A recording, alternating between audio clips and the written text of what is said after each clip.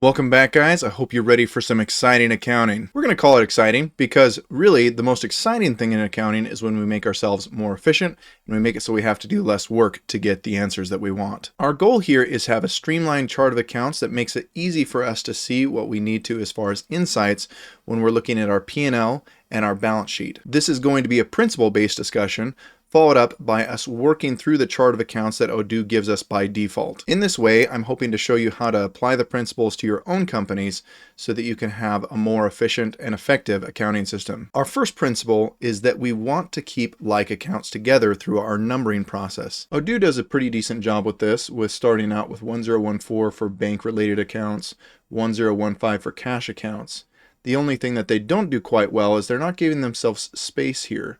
We want to go ahead and say probably 101410 for the bank account, 101420, so that we have spaces for other accounts that may make sense to be slotted in here. So principle number one is keeping like accounts together through the numbering system, but also making sure to leave space for future accounts that may be added. The second principle is that we want our names to explain the account. We want it to be easy for someone looking at a balance sheet or a P&L to know what that account represents. The naming for our base accounts in ODOO is somewhat lacking. Current assets, that's a huge group.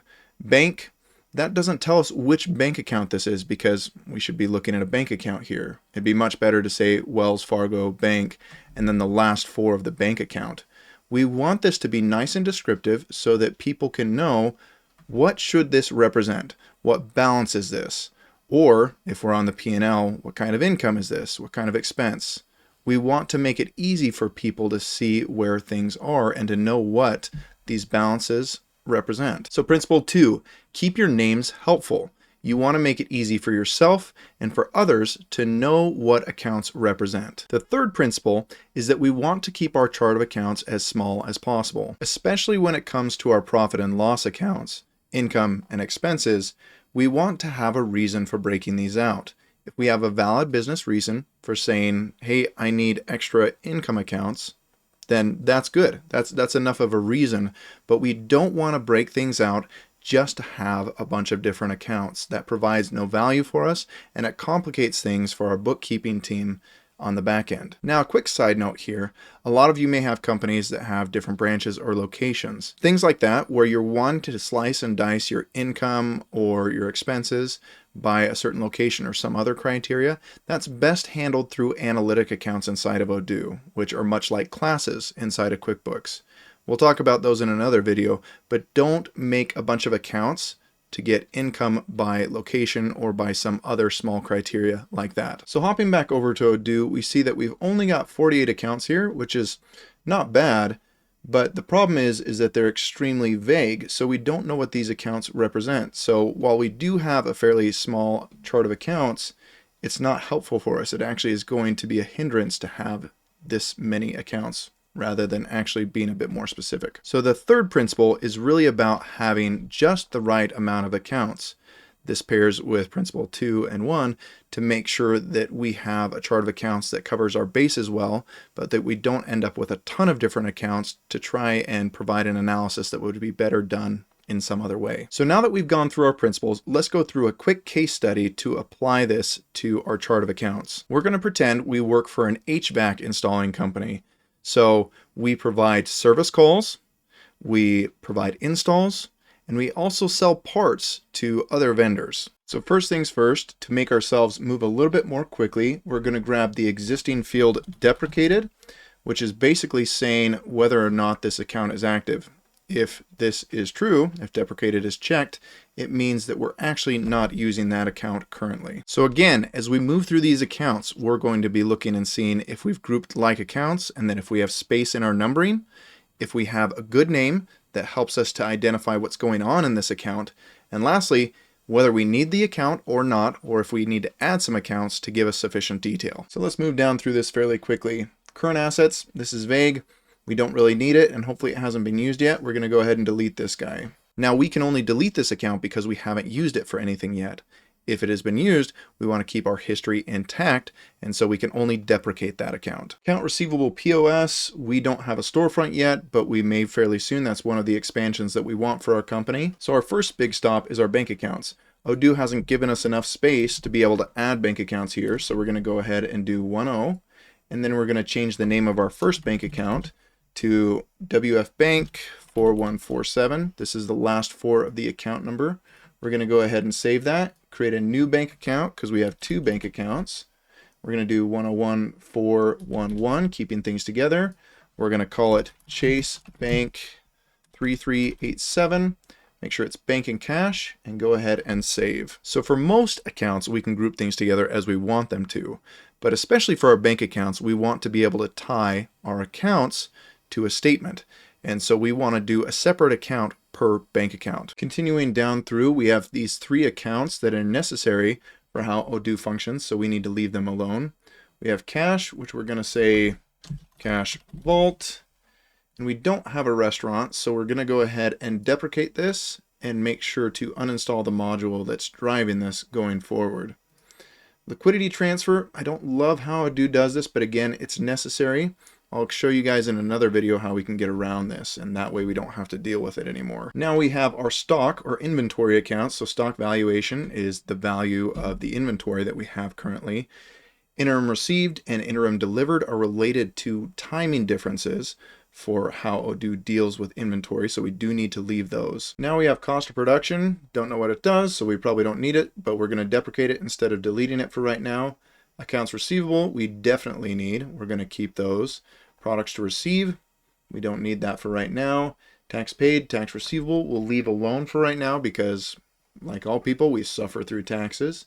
Prepayments, we don't deal with prepayments currently in our company, so we're going to go ahead and deprecate that. Fixed assets is another vague one. We're going to go ahead and delete that because we don't care about it. Non-current assets, another vague one. Let's go ahead and get rid of that. Current liabilities, we'll get rid of that too. And now we have accounts payable, which we need to keep. Bills to receive and salary payable. We don't really need those right now, but we're going to deprecate them in case we do later. Employee payroll taxes and employer payroll taxes. We're not going to do that through ODOO, so we're going to go ahead and suppress those. And then taxes, again, we're going to leave those for right now. Now we have another vague one. Non-current liabilities. We'll probably have some down the road, but we're definitely not going to name it that way. Capital would be better named owner's equity, so we're going to go ahead and add that there. And then dividends. We're not doing dividends in our company, so we're going to go ahead and delete those there too. Okay. That's been a lot, but now we're on to the fun stuff, our profit and loss accounts. So product sales may be enough for your company. It's totally fine if you decide it is, but for us, we have 3 main areas of income. We're going to say this is part sales, which is us just selling parts.